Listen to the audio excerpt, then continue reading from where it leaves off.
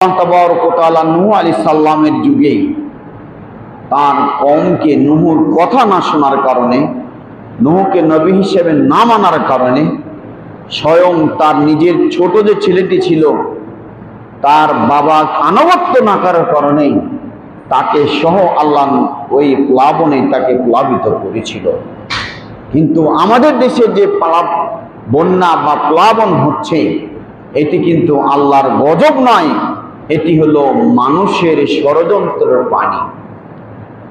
প্রিয় উপস্থিতি, আল্লাহ তাবারক ওয়া তাআলা বলেন, ইন্না রাসালনা নূহান ইলা কওমিহি আন আনদির কওমাকা মিন ক্বাবলি আন ইয়াতিয়াহুম আযাবুন আলীম। নিশ্চয় আমি নূহ আলাইহিস সালামকে তার কওমের কাছে প্রেরণ করেছিলাম এই নির্দেশ দিয়ে যে সে তার কওমকে ভীতি প্রদর্শন করবে। তাহলে নবী দায়িত্ব দেওয়া হয়েছে, নবীর রিসালাতের দায়িত্ব পাওয়া মানে তার কওমকে শিক্ষা দেবে, তার কওমকে সতর্ক করবে, তার কওমকে অন্ধকার থেকে, জুলুমবাজ থেকে তার কওমকে বিরত করবে। আনদির কওমাকা, তুমি তোমার কওমকে সতর্ক করো, মিন ক্বাবলি আন ইয়াতিয়াহুম আযাবুন আলীম। কিসের থেকে তাকে সতর্ক করবে? যে তাদের উপরে আসমানিওয়ালা জমিনিওয়ালা আসার পূর্বেই তাদেরকে সতর্ক করবে। অর্থাৎ আগে থেকেই সতর্ক বাণী দিতে হবে যে আল্লাহর সীমা লঙ্ঘন করলে, আল্লাহর সাথে বিদ্রোহ করলে, আল্লাহর আইনের বিদ্রোহ করলে, আল্লাহর বিপরীতে দাঁড়ালেই এর উপরে যে শাস্তি আসবে, এজন্য আগেই নবী এসে তার কওমকে সচেতন করছেন যে তোমরা সোজা পথে চলো, তোমরা আমার কথাকে মান্য করো, অর্থাৎ আল্লাহর কথাকে তোমরা স্মরণ করো। এই যন্ত্রণাদায়ক শাস্তি আসার পূর্বেই তোমরা সতর্ক হয়ে যাও। নূহ আলাইহিস সালাম তার কওমকে বলছেন, ক্বালা ইয়া কওমি ইন্নী লাকুম নাযীরুম মুবিন। আল্লাহর এই আদেশ পাওয়ার পরেই তিনি তার কওমের কাছে গিয়ে বলছেন, আমার কওম, নিশ্চয় আমি তোমাদের জন্য স্পষ্ট সতর্ককারী, অর্থাৎ আমি তোমাদেরকে সতর্ক করছি যে আল্লাহ যন্ত্রণাদায়ক শাস্তি আসমান বা জমিনের বালা আসার পূর্বেই তোমরা সতর্ক হয়ে যাও, তোমরা আল্লাহমুখী হয়ে যাও, যাতে করে তোমাদের উপর আযাব না আসে। এরপরে অংশ বলেন, আনি ইবুদুল্লাহ ওয়াত্তাকুহু ওয়াতিউন।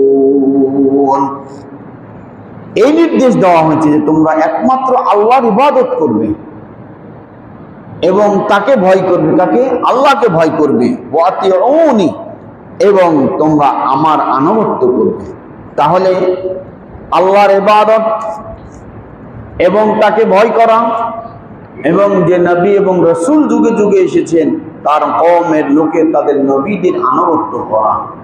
তাহলে আল্লাহর ইবাদত যখন করবেন তখন নবীর অনুসরণ থাকতে হবে, অর্থাৎ আনুগত্য থাকতে হবে। ওই নেতা যদি তখন আপনি না মানেন, তখন আপনি একাকী আনুগত্য করলেও ওটি আনুগত্য হবে না, তা প্রিয় রাসূলের আনুগত্য করতে হবে। তাহলে এই দুটি কাজ, আল্লাহর ইবাদত এবং রাসূলের আনুগত্য করলে কি হবে? এরপরে বলছেন, ইয়াগফিরু লাকুম মিন যুনুবিকুম ওয়া ইউআখিরুকুম ইলা আজালিন মুসাম্মা ইন্না আজালাল্লাহি ইযা জাআ লা ইউআখির লাউ কুনতুম তা'লামুন।